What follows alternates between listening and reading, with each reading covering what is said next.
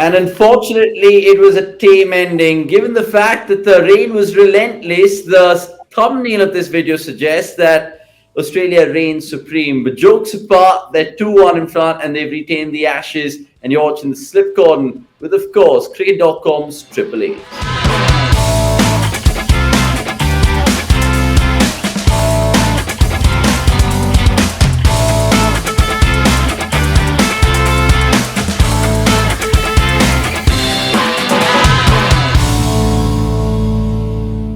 Yep, I'm Apni Chekde and I'm joined in by Anirudh Suresh and Akash Sivasubramaniam on this Sunday where we were hoping a lot of things would unravel, but unfortunately not, guys. Akash, let me start with you. How disappointed are you generally as a cricket fan, the fact that this is just petered out into a draw? Instead of letting Bairstow hit his 100, they could have just declared 15-20 overs before. That could have given them a better chance. See, again, they had to chase in the fourth innings. That's there, but I don't think this Australian attack after the first innings had the tools to sort of. I don't think they had it in them to kind of make a sort of mini comeback. We'll come to whether England were robbed and all of that in the segments to proceed, but give this video a like before we move forward and ask Anirudh his thoughts as an Australian fan first and foremost. You must be happy because surely England dominated the test match, but Australia got the desired result, I guess. Yeah, I mean, again, it's actually a shame this match ended as a draw because all things considered, if you're being very unbiased, then surely England deserved to win it. They did everything they could to win the match, but it wasn't to be. But again, in a way, at least Australia got some 30 overs yesterday to showcase that they are not mere pushovers and they would have at least fought a bit in the second innings if it had come to the point that they had to save the test match. Yeah, and sometimes you need lady luck, especially in the longest format. And Australia would be happy. I think Marnus Labuschagne admitted in the press conference yesterday that Australia have no chance to win this, but they're just hoping to kind of elongate the game as much as possible. Right, let's just move into that first segment, which is the verdict.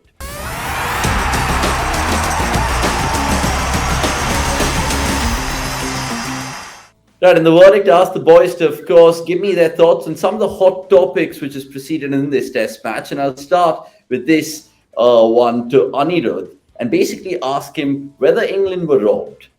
Look, probably they were robbed in this test of a win for sure.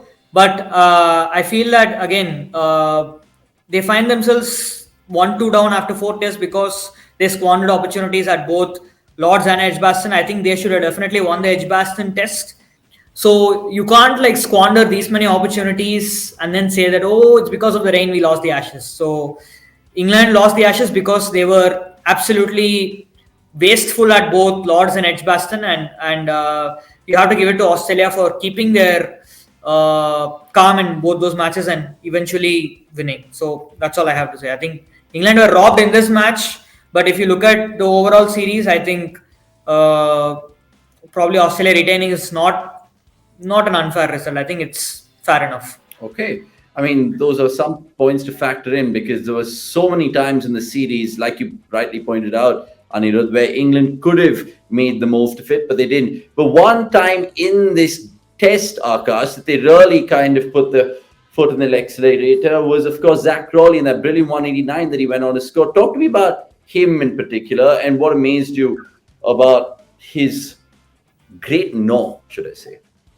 I think Zach Crawley's, I was reading this article from Guardian, and Zach Crawley's journey as a just journey as a cricketer, right, is fascinating because his dad is a trader, and then he went to London and he is basically gambling with his own future.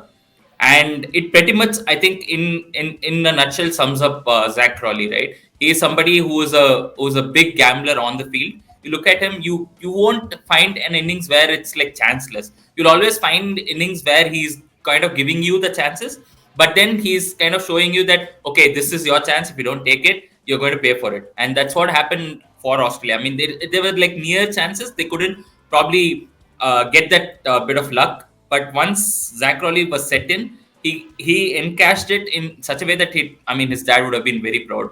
Obviously, from a financial background, he would have been very proud of the cash in.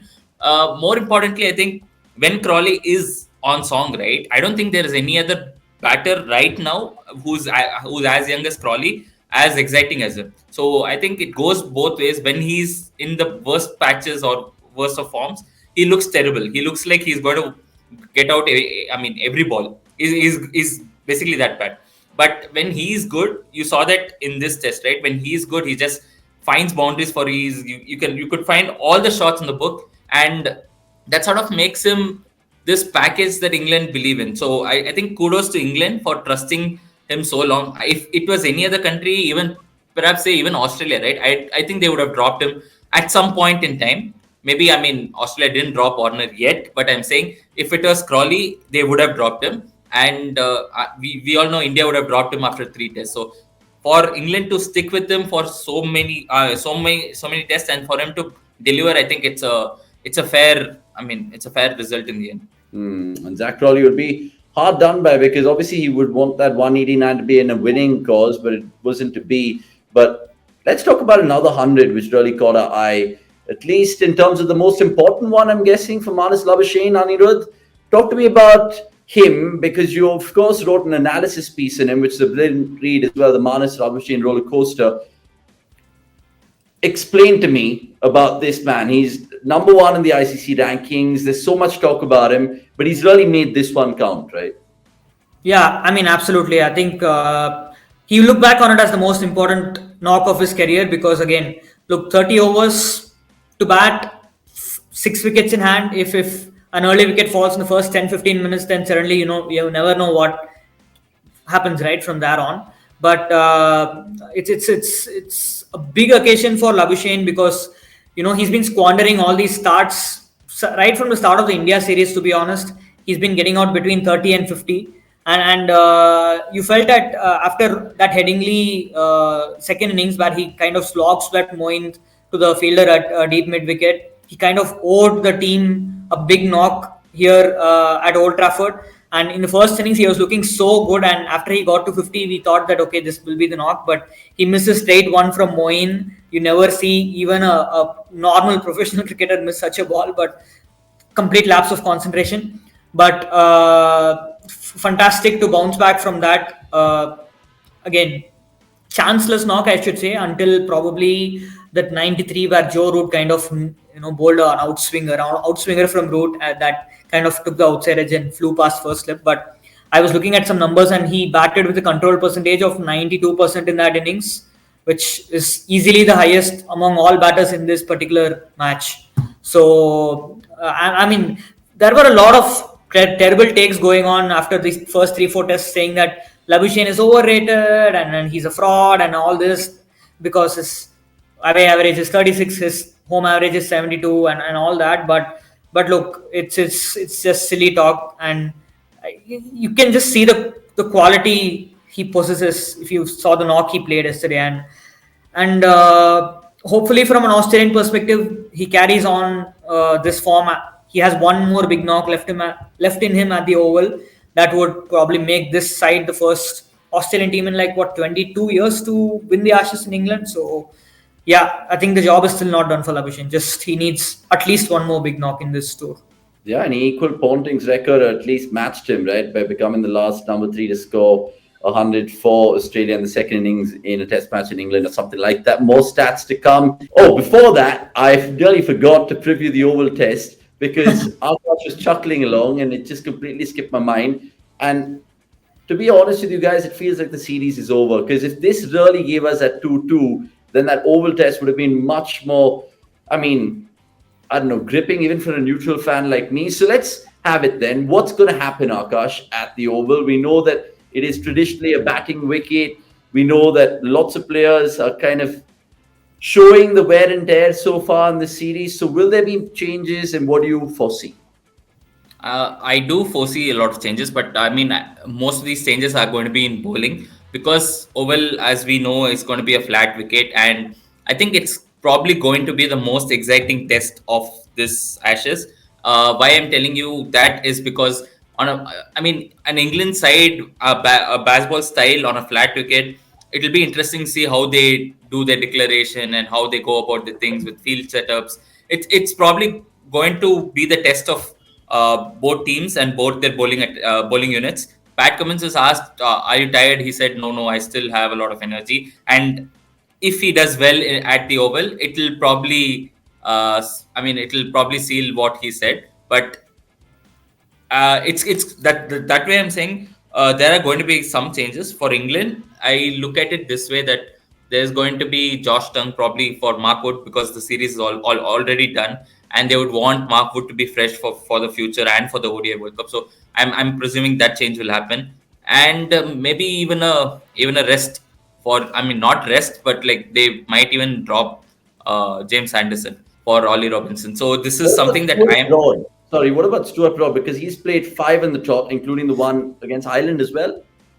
Yeah, but again, Stuart Broad is somebody that you need in an Ashes, because when Stuart Broad is around, right, something miracle happens. Like every time he picks a wicket, he just gets the crowd going and sort of does these unbelievable things. So for that, I think England would want him. Otherwise, it'll look like a dead bowling unit. If you have Ollie Robinson and James Anderson in the same bowling unit, it'll just be words on a paper and not in the field. Yeah, the writing's on the wall, they would say. But remember, England really need to preserve that one record at least, that not losing a series at home to Australia, which is the last 2001, I think it was. So Pat Cummins could enter the pantheons of great Australian captains. Let's see how that motors across. You can get all the coverage, and of course, these boys will be covering it on cricket.com. It starts next Thursday. Right, on to Stat-a-tat, which will tell us a lot about some funky stats in the Manchester Test. Right, I say funky, I might even add sexy in there, because look, cricket.com always has its thing with numbers. And here's the segment where Anirudh and Akash battle it out respectively in terms of wooing the viewers and me in terms of some riveting numbers that we've seen so far in this test match at Old Trafford. So Anirudh, take it away. What do you have for us first up? Yeah, so since Akash spoke about James Anderson in the Oval preview, let me start with Anderson. Since the start of 2016, in the last 7 years, that is, James Pattinson has won more Ashes tests than James Anderson, and James Pattinson has played 2 tests and he's won 1, and James Anderson has played 11 tests and he's won 0. So look, I think it's a no-brainer for England to drop Anderson for Oval. It's like, I'm sure if you ask all the Australian players right now, they'll be like, please give us Anderson, please give us Anderson. So they're like dying to face Anderson at the Oval. So, and I think this kind of stat backs it up as well. And I mean, you can clearly tell that Anirudh is an Australian journalist. I mean, let alone anything else. But Akash, can you trump that? Because that's a mad stat. I didn't think of that. The last 7 years has whizzed by clearly. Yeah, just like England's first innings, I want to get this stat out. That's the partnership between Zach Crawley and Joe Root is the fastest double century partnership in Test cricket history. And if you look at the names, right, in the top 4, there is Ben Stokes, there is Zach Crawley, Joe Root, and there is Zach Crawley, Ben Duckett. That essentially means that, Zach Crawley is there amongst the records. You can say that he averages below 30, blah blah blah. But you look at some of these stunning records, he's there. And just to clear what their partnership was, they scored 206 in 178. That's at a run rate of 6.94. Imagine this in an ODI. You would take it in an ODI, right? So imagine this in a test. Epic.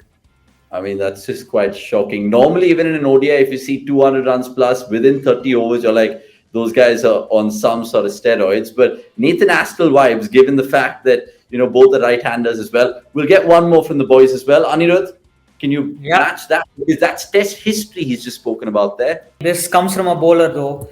Mitchell Starc now at the Old Trafford averages 170 with the bat. He averages 170 with the bat at Old Trafford.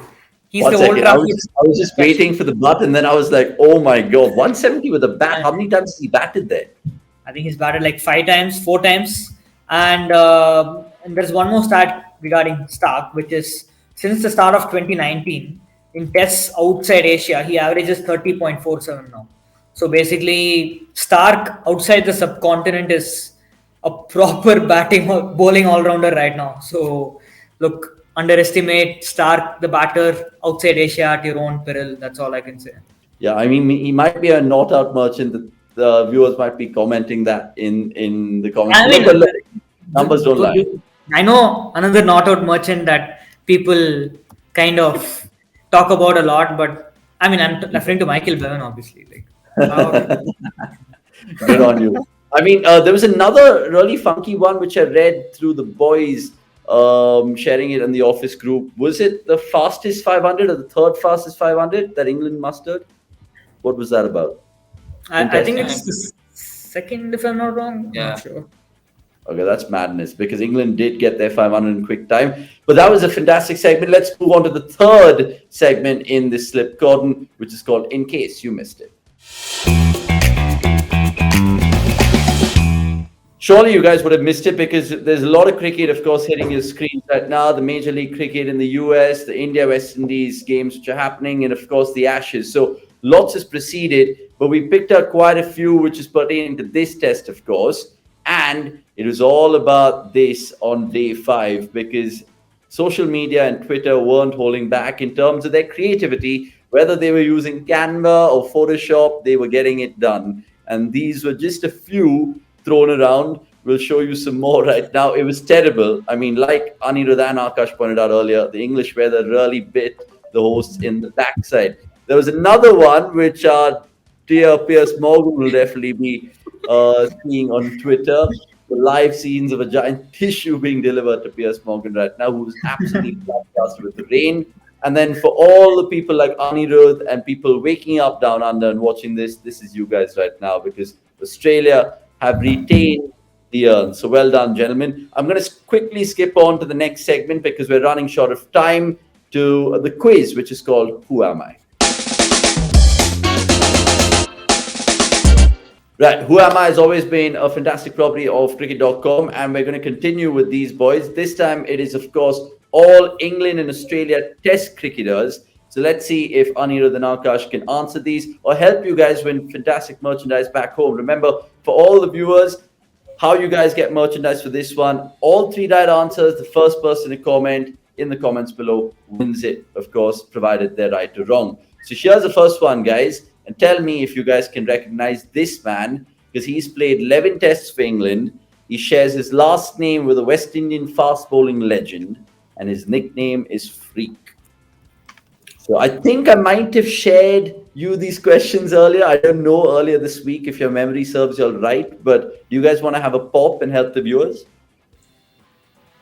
I mean, right now I've been waiting for the match to start for the entire day that my brain is like washed, so I can't. No, I thought Anirudh was going to say that it's Mikel Arteta because Freak, but yeah, apparently not. Speaking of West Indian legend. So look, I mean, if you guys know, but this is more for the viewers. Speaking of Mikel Arteta and Arsenal, let's see if you guys get this because it has a little Arsenal clue to it. Now, this man is featured in Indian movies, bowled just 30 balls in his entire test career. Sorry, there's an S there to be added for sure. And I am an Arsenal fan. So who is this man? He bowled 30 balls in his test career. Yeah. Yeah, I thought it, looking at the picture, I knew who it was. And I just checked that person's profile to confirm it. And yeah, I know the answer. Yeah. I think the picture is a pretty straight. Yeah. Maybe we can give one more clue. Like it has like Tamil Nadu is a clue probably. I mean, Tamil Nadu is a clue. Maybe that's a Mr. giveaway. Burns. Mr. Burns from Simpsons. Vladimir Putin. Yeah, you never know. Yeah. Okay, that's too many clues. But yeah, I think that vintage Vodafone kit gives it away as well. The final one of Who Am I is this man. And I think you can tell by the picture again, it's an Aussie. But who is this Aussie that I want to, get the answers for really? Because he has over 2,000 test runs. Bit of a vague clue that. His cousin is an Australian chess grandmaster, another vague clue. And his test debut was in 2008 against India. So I'm sure all those nerdy Aussie fans like Anirudh would know, or Akash. I mean, if I'm not wrong, Cristiano Ronaldo is probably a clue, as in the initials, right? Yeah. And if I'm not wrong, Captain it was America. RP Singh, right, who got an LBW in the first on debut, if I'm not wrong, in that Perth Test. I mean, I don't know if my memory is that vivid as yours, but I'm guessing it might be. But look, Yeah. lots of fun in games, and you guys can win merchandise like what I'm wearing and fantastic stuff like what cricket.com. We've seen us on our watch alongs as well. So do that, and we'll have, of course, fun in getting our predictions of the Oval just to wrap up proceedings right now. So, what is it going to be? Because I know when we made predictions, you guys went for Australia, and Australia have it in their grasp to really make it a series win. Will it be 3-1? Will it stay 2-1? Or will it be 2-2? Akash? I wanted a 3-2, but given that's not happening, I would like a 3-1. I mean, I would like a result basically. Yeah, no, I'm with you on that. 3-1. Are we full house 3-1, boys? Anirudh? Yeah, 3-1, and I think I like to give a small justification as to why I think 3-1 is possible, because if you look at the last 3 years, every time Australia have got hammered, right, they've responded with a victory. Like that Babar Azam 196, that draw, they were cooked, but they came back and won the third test. After the Delhi demolition in India last year, they came back and won in Indore. And if you even remember the Headingley 2019 test, they got hammered and then they came back and won at Old Trafford. So I think this Australian team has more character than people kind of give them credit for, because they are all after during the series, especially people are calling them soft and all that stuff. But look, you can't be soft if you are the World Test Championship champion, I guess. So Champions, yeah. yeah, and I hopefully an Ashes. I can't say an Ashes debut, but a comeback for Michael Neser, because he deserves it, man. Like, come on, Neser should play. I'm with Bharat Sundaresan in this. Hashtag Neser should play, please. He deserves it. Like, please. Yeah, I mean, let's see if Nisa plays, because it'll be impressive from his perspective, also just to get something else on his CV as well. Thanks so much, boys, for this fourth test breakdown. It wasn't the desired result or Sunday that lots of fans across the world wanted, but sometimes that's cricket. And we'll leave it there. Catch us on cricket.com throughout the rest of the week. Have a fantastic one. Until the next time, it's a goodbye from all three of us.